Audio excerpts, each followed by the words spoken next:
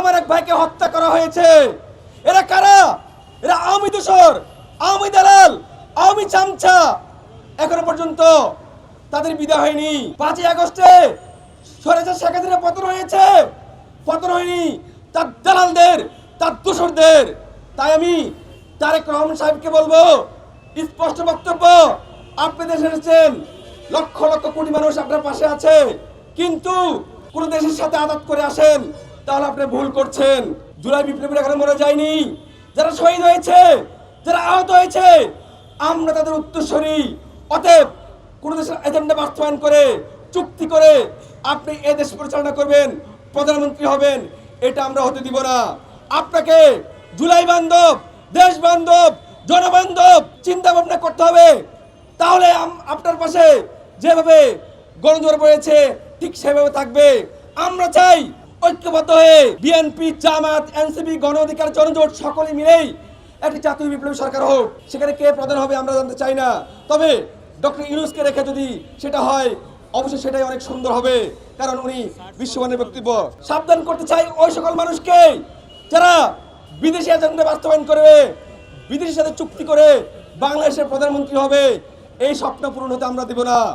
আমরা চাই জুলাই যে উদ্দেশ্য হয়েছিল, বিপ্লব যে উদ্দেশ্য হয়েছিল, সেই উদ্দেশ্য বাস্তবায়ন করতে হবে।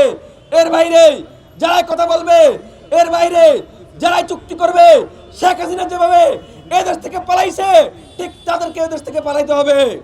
অতএব আমরা চাই সঠিক পথে আসুক, জুলাই বান্ধব হোক, দেশ বান্ধব হোক। কোন দেশের সাথে আঘাত করে, রয়ের সাথে, আওয়ামী লীগের সাথে, ইন্ডিয়ার সাথে আঘাত করে ক্ষমতায় আসবে, তারা ক্ষমতা টিকে থাকতে পারবে না।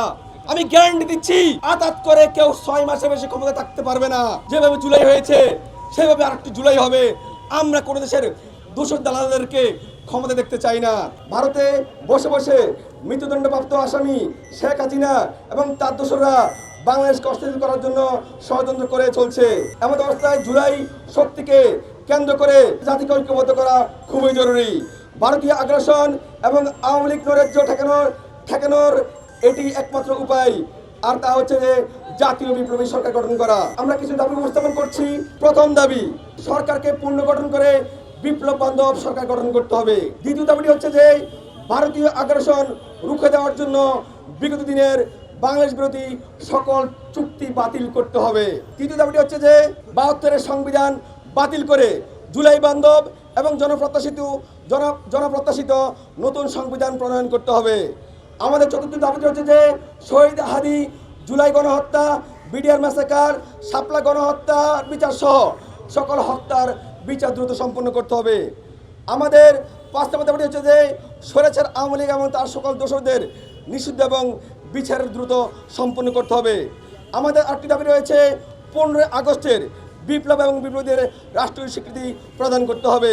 শহীদ ওসমান হাদির চত্বরে আমরা শপথ করছি যে জুলাই বিপ্লব, বাংলাদেশের সার্বভৌমত্ব রক্ষা, জনগণের যৌক্তিক অধিকার আদায়ে এই ইনসাফ কায়েমে আমরা শহীদ হাদির মতো লড়ে যাব ইনশাআল্লাহ।